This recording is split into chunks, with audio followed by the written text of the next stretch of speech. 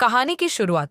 यह कहानी 1970 के दशक की है, जब जर्मनी में एक लड़की एनालिस माइकल अपने जीवन में एक अदृश्य और भयानक संकट का सामना कर रही थी। एनालिस एक साधारण परिवार की लड़की थी।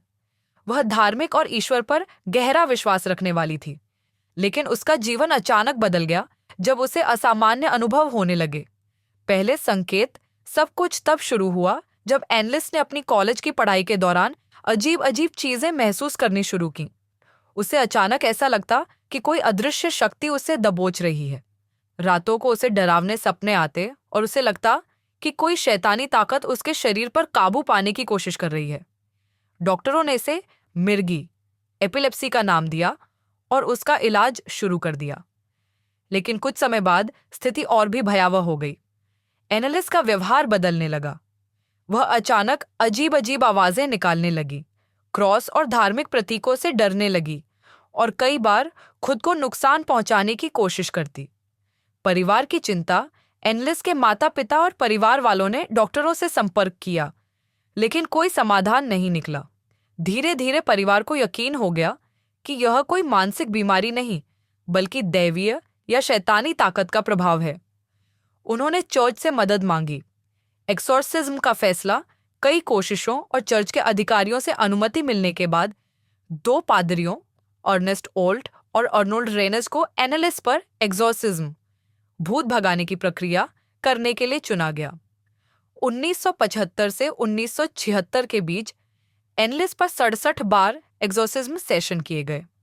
हर सेशन के दौरान एनालिस दर्द और तकलीफ से चिल्लाती, अजीब अजीब भाषा में बातें करती और कहती कि उसके अंदर शैतान ने कब्जा कर रखा है।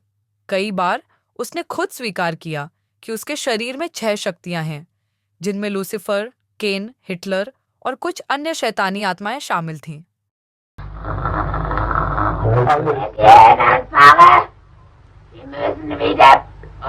और पानी छोड़ चुकी थी। 1 जुलाई 1976 को 23 साल की उम्र में एनालिस की मृत्यु हो गई। डॉक्टरों ने बताया कि वह कुपोषण और कमजोरी से मरी थी। परिणाम और सवाल, एनालिस की मौत के बाद उसके माता पिता और पादरियों पर हत्या का मुकदमा चला। कोर्ट ने उन्हें दोषी पाया और कहा कि एनालिस की मदद के लिए उसे मेडिकल ट्रीटमेंट की जरूरत थी, न कि एक्सोर्सिज्म की। लेकिन एनालिस की कहानी आज भी एक रहस्य है। क्या यह सचमुच शैतानी ताकतों का असर था या मानसिक बीमारी का एक गंभीर मामला? कहानी का अंत। एनालिस माइकल की कहानी हमें यह सोचने पर मजबूर करती है कि विज्ञान और विश्वास के बीच की यह लड़ाई कब खत्म होगी। क्या शैतान जैसी कोई ताकत वास्तव में होती है या यह केवल हमारे मन का भ्रम है? ध्यान दें, यह कहानी न केवल एक रहस्य की झलक देती है, बल्कि यह भी सिखाती है कि किसी भी असामान्य परिस्थिति में हमें विज्ञान और विशेषज्ञों की मदद लेनी चाहिए।